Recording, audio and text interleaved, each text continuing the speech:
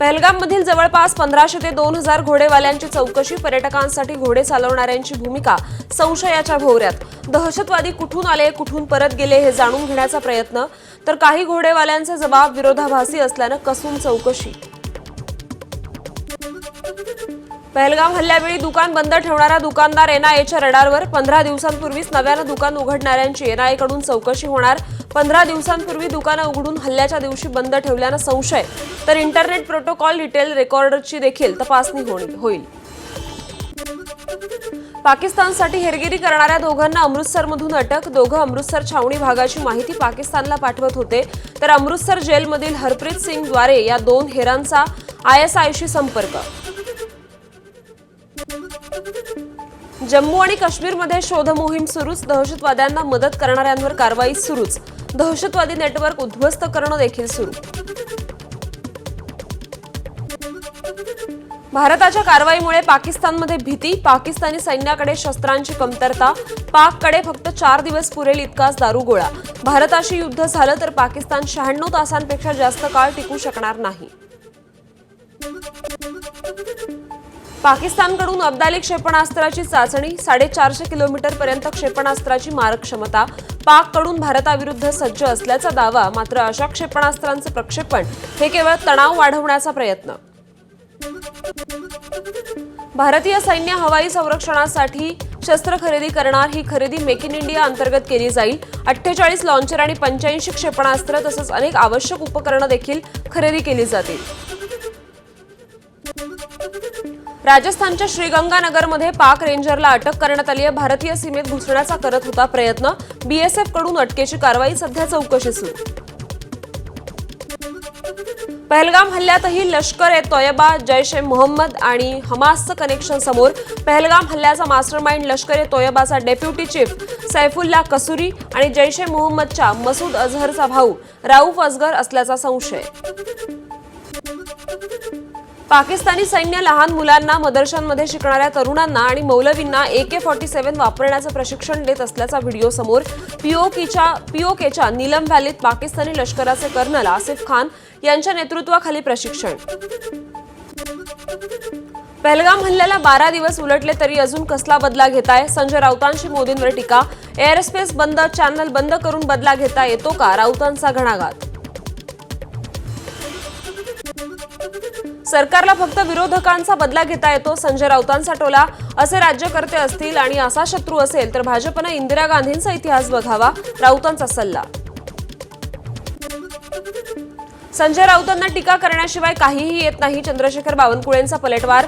राऊत काँग्रेसमय झालेत त्यामुळे ते असं बोलतायत। मोदी हल्ल्याचा बदला घेतल्याशिवाय स्वस्थ बसणार नाहीत, बावनकुळेंनी व्यक्त केला विश्वास। पहलगाममध्ये हल्ला झाला तेव्हा 2.5 तासात एकही सैनिक पोहोचू शकला नाही, हे केंद्र सरकारचं अपयश। जितेंद्र आव्हाडांची टीका। आपल्या चुकांवर पांघरून घालण्याचं सरकारचं काम, आव्हाडांचं वक्तव्य। राज्यात सद्भावना उरली नाही, ती वृद्धिंगत होण्यासाठी यात्रेचं आयोजन, काँग्रेस प्रदेशाध्यक्ष हर्षवर्धन सपकाळे यांचं वक्तव्य। तर महाराष्ट्रातील धार्मिक तेढ निर्माण करणाऱ्या आणि हत्येच्या घटनांना सरकार जबाबदार, सपकाळे यांचा आरोप।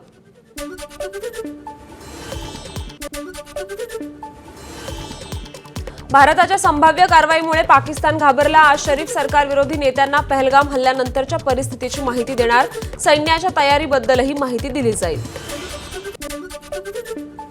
पाकिस्तानी संसदेचं उद्यापासून विशेष अधिवेशन, भारताच्या भीतीने रणनीती आखण्याची तयारी सुरू। सरकारनं पाकिटमारी करून योजना सुरू केल्या, पण आता अजित पवार खंबीरपणे बसलेत। लाडकी बहीण योजनेला निधी वळवल्याच्या दाव्यांवर संजय राऊतांची प्रतिक्रिया। अजित पवार उत्तम अर्थमंत्री, ते अर्थ खातं उत्तम सांभाळतात, राऊतांकडून अजित पवारांचं कौतुक। संजय राऊतांनी घेतली शरद पवारांची भेट, शरद पवारांना भेटून नरकातला स्वर्ग हे पुस्तक भेट दिलं। राऊतांच्या नरकातला स्वर्ग या पुस्तकाचं 17 मे रोजी प्रकाशन आहे। बीड जिल्ह्यात भाजपच्या तालुकाध्यक्ष आणि मंडळ अध्यक्षांच्या निवडी जाहीर, मात्र आष्टी मतदारसंघातील निवडी लांबल्या, त्यामुळे पंकजा मुंडे धस यांच्यातील वादाचा परिणाम निवडीवर झाल्याची चर्चा। परभणीत काँग्रेसची सद्भावना यात्रा, प्रदेशाध्यक्ष हर्षवर्धन सपकाळे यांची प्रमुख उपस्थिती, सतेज पाटलांसह अनेक काँग्रेसचे नेते पदाधिकारी यात्रेत सहभागी। शिवसेना आमदार दीपक केसरकरांचे राजकीय निवृत्तीचे संकेत, यापुढे निवडणूक लढवण्याची आपली इच्छा नाही, केसरकरांचं वक्तव्य.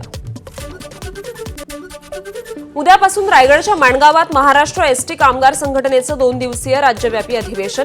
50,000 एसटी कर्मचारी संघटनेतील कर्मचारी उपस्थित राहणार, तर अजित पवारही उपस्थित राहणार असल्याची एसटी कामगार संघटनेच्या अध्यक्षांची माहिती. नागपूर जिल्ह्यात 10 मे पासून पेट्रोल पंपावर डिजिटल पेमेंट्स बंद. सायबर फसवणुकीच्या भीतीनं विदर्भ पेट्रोलियम डीलर्स असोसिएशनचा निर्णय. केवळ रोख व्यवहार स्वीकारले जातील. गोकुळ दूध उद्यापासून 2 रुपयांनी महागणार. पुणे मुंबईत म्हशीचं दूध प्रतिलिटर 74 रुपये, तर उर्वरित महाराष्ट्रात 68 रुपये प्रतिलिटर. गाईच्या दुधात देखील 2 रुपयांची वाढ. मुंबई पुण्यात 58 रुपये, तर उर्वरित राज्यात 50 रुपये प्रतिलिटर दर होणार. वांद्रे वरळी सी लिंक वाहनांसाठी टोलमुक्त होण्याची शक्यता. ईव्ही वापराला प्रोत्साहन देण्यासाठी निर्णय. पुणे नागपूर वंदे भारत एक्सप्रेस लवकरच धावणार. मध्य रेल्वेकडून वेळापत्रक तयार करण्याचं काम सुरू. मध्य रेल्वेच्या वरिष्ठ अधिकाऱ्यांची माहिती. माजीवडा पुलावरील मुंबई मार्गिका 22 मे पर्यंत रात्रीच्या वेळी वाहतुकीसाठी बंद. रस्ते दुरुस्ती कामामुळे वाहतूक पोलिसांचा निर्णय.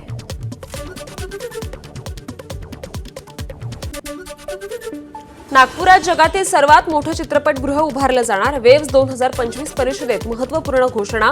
प्रसिद्ध निर्माते अभिषेक अग्रवाल आणि विक्रम रेड्डी यांच्या प्रकल्पानं भारताला जागतिक मनोरंजन केंद्र करण्याचं उद्दिष्ट.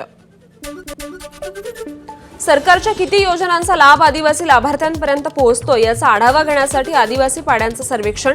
त्याचा अहवाल 30 मे पर्यंत सादर करण्याचे आदिवासी विकास मंत्री अशोक उईकेंचे निर्देश.